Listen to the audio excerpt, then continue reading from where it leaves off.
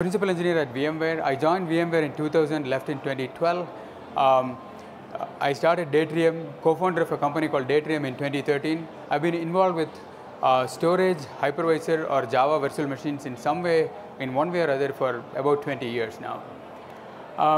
So disasters do happen. It's rare, but it does happen. This is an actual photo sent by one of our customers from Sonoma County. As you know, last year there were wildfires, and you can see the red arrow pointing to where his data center was. So this is an actual customer photo. Another one, after Hurricane Harvey, data center is completely flooded. That data center isn't coming up anytime soon, right? So this stuff does happen. So when we talk to customers, we ask them, what's your DR plan?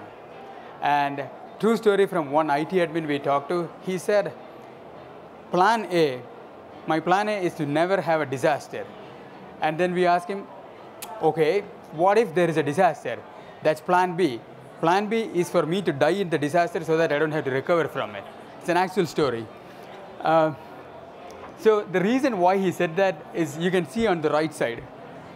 According to Gartner, 94% of disaster recovery plans cannot meet their recovery point objective or recovery time objective. The whole thing is pretty fragile and complicated. And that's because disaster recovery plans, orchestration software, and the primary storage and the backup and all the infra behind it, it was not designed for this. It evolved into this shape over a period of 15-20 years. It really was not designed, it evolved. So for example, if you use backup for disaster recovery, there is many copies of data. You have your primary storage, and then there is a backup. And if there's a backup admin in the audience, I am sure this has happened to you. When you try to recover from backup, when you try to restore, the restore fails. And now what happens to your RPO for DR, right? So copies of data is one problem. The second problem is it's super expensive because you're going to have to maintain a DR site running just in the event of a disaster, like just for recovery. You might be able to run some load on it, but the thing is going to cost you a lot more because you just have the site running there. The third piece is it's a complex distributed system. If you're virtualized, you have site recovery manager, then you have your primary storage, perhaps backup, and all of these things need to work together, and they were not really designed to work together well because it's from different vendors. There are different infra silos. Everything working seamlessly is not really common. And to illustrate my point, this is the set of steps you need to do if you're using backup and recover from backup in the event of a disaster. I cannot walk you through all of this. There are 21 steps here, and these steps are not really simple steps. So for example, one of the steps here is, okay, I need to promote my primary LUN, promote my LUN replica into primary. I wrote this as one step, but it doesn't work as a simple step and everything works, right? Who knows what's going to happen when you recover from backup and then promote this and all that. So it's what could go wrong? A lot of things. So then along came cloud, and DR to cloud was promising. So there are many potential benefits to this approach. So for example, maybe this simplifies DR management so that you don't have to manage the DR plan and keep all of these things running. Maybe you could fail over to cloud resources, which are elastic, so that you don't have the data center running up there all the time. And so maybe you pay only when there's a disaster. So the promise is there, but the reality is still complicated. So first off, the on-prem complexity still persists. You still have a prem data center that's complicated that needs to work with your cloud data center. The second point is, until recently, if you had vSphere on-prem and you wanted to fail over in the event of a disaster to, say, AWS, you invariably ended up having to convert VMs from one format to other, and this is when you should run for cover. It is very fragile to do that. VMC thankfully solved that. The third one is relates to the previous one. You have your prem infra, you use vSphere to manage it, and you're used to the vSphere tooling, and then in the event of a disaster, unless you have the same exact tool set and management experience, it's going to be very painful. And the final point with the current state of cloud DR is the choice between recovery point objective and cost. So let me go into that in a bit more detail. On the y-axis, you see recovery point objective. The higher the RPO, the worse off you are. On the x-axis, you see cost. The higher the cost, worse off you are, right?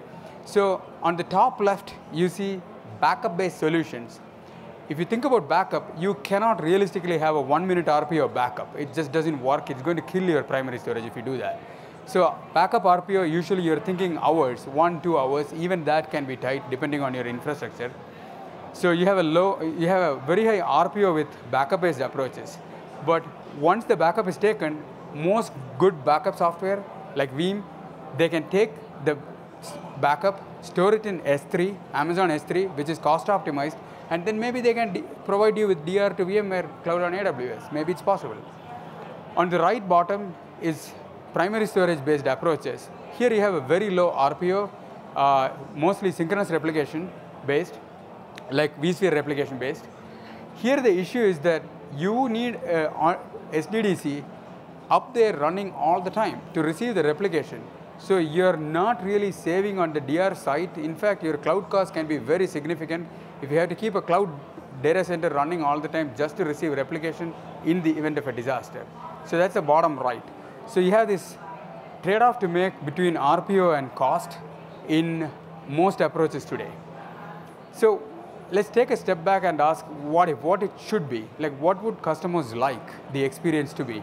So first off, it should be easy and consistent to operate. You don't need to learn 2 interfaces. It just should be the same thing.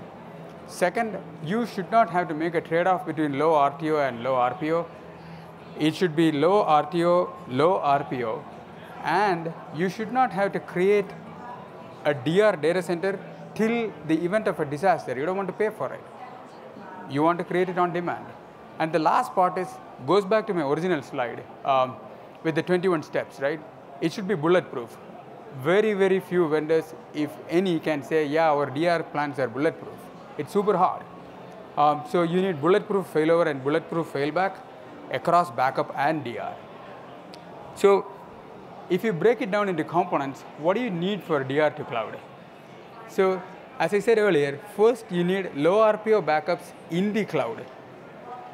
Second, you need the DR orchestration service to be running in the cloud.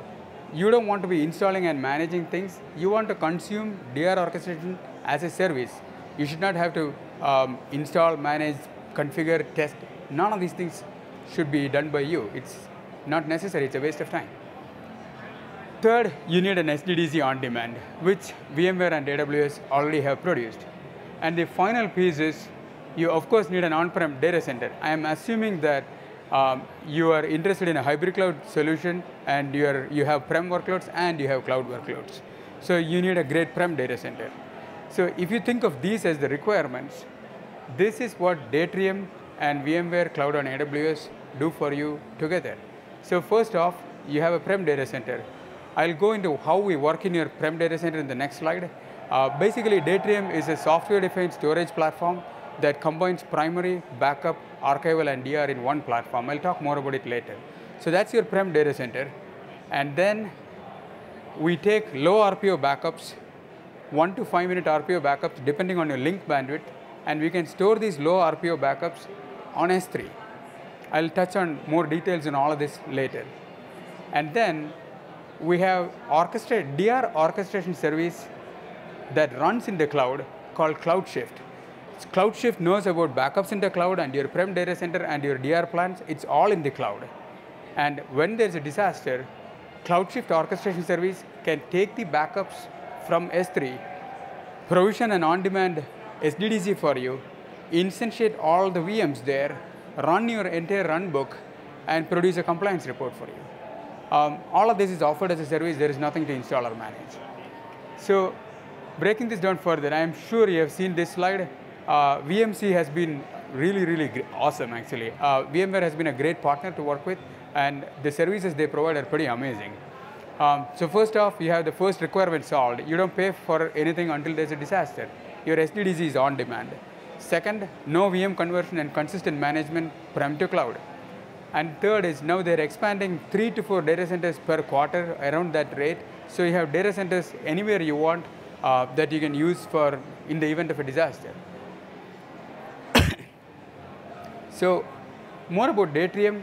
What is Datrium? We are basically a software-defined storage platform that is significantly more scalable than traditional HCI. with built-in backup on premises and in the cloud, and we offer you radically different DR that's much more efficient. I'll go into brief detail about how the platform is architected. That is what lets us do all of these things. So think of Datrium as EC2 plus S3 or EC2 plus EBS. It's a two-layer HCI. Unlike traditional HCI, which collocates compute, flash, and storage all in the servers, we have a split architecture where at the top you have servers, what we call compute nodes. The compute nodes have caches in them, local caches, flash caches. Once the cache is local, you get great performance. But that's a topic for a different day. But the key part here is the servers are stateless, and you can scale the number of servers up to 128 servers in a single cluster. If a server fails, nothing happens. You don't have to rebuild, you don't have to do anything. I mean, it's a stateless server. At the bottom, you see what we call data nodes. These are cost-optimized capacity drives. You can chain all of these together and keep expanding capacity separately from compute, and you can put in a single cluster up to 2 petabyte of data nodes. And this is where you store the durable true copy of data and also backups. Datrium backups come in the form of snapshots that are super low RPO, that are forever incremental, compressed, deduplicated, and encrypted all in one go. So, and there is a backup catalog that goes with the built-in snapshots. Because as all of you know, just snapshots do not make backup. You need a catalog, you need policy binding that applies to VMs, not LUNs. So all of this is VM granularity. You can select a backup policy, apply to a set of VMs, and you can configure policies that dynamically adapt, for example, based on pattern matching. All of that is built into the platform, and the backups are stored locally on data nodes. And the third piece is these backups can be replicated to another prem site or up to the cloud.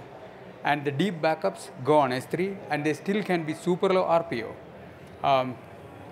And again, the backups are forever incremental, deduped, compressed, and WAN optimized as well.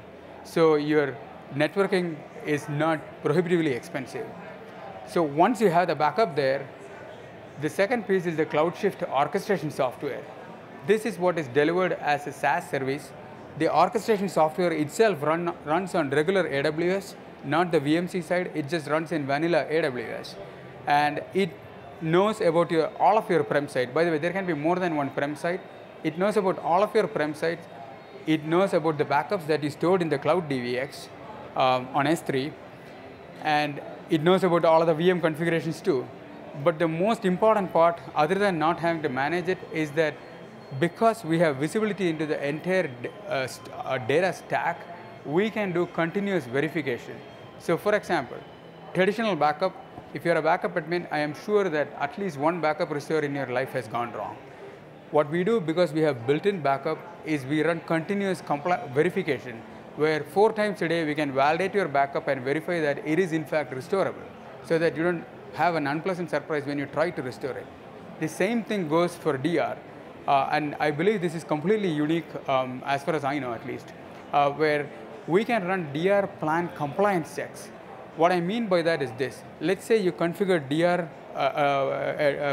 SRM runbook with a particular VM in it, and let's say something deletes that VM or something goes wrong, basically. You are not going to find out about it till you execute the failover. When you try to failover, you find that, oh, there's a VM missing, I can't complete my DR failover or failback.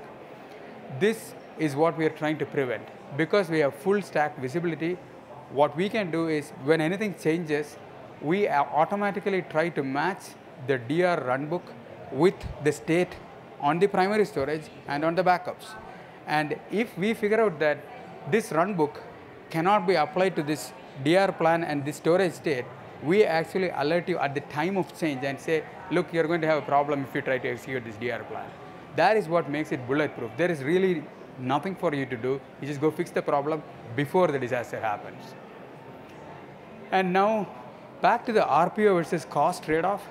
So if you look at what I just described, CloudShift delivers you low RPO because we can store low RPO backups in S3.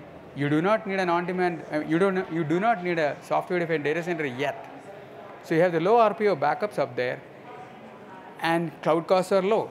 You spin up CloudShift will spin up a VMware SDDC for you when you need it. So you have solved both problems in one shot. And to put everything together, what we offer you is primary, backup, and a radically different efficient DR. It is easy and consistent to operate. You get low RTO and RPO. The DR infrastructure is not something you pay for all the time. You can pay for it when there's a disaster. And we do continuous compliance checks across the board to verify that your DR plan will work. It's bulletproof DR. So when there's a disaster, you don't need to die in it. You can deal with it. I think we have time for questions if you have. I'm happy to go into any level of detail. Come check us out at booth 3150. We have a demo of this product in the booth right now. Yes, yeah.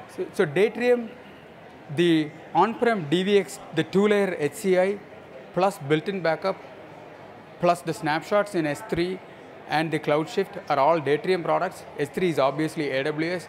VMware is, the VMC is, we are an elite partner with VMware. So that's how we built all of this.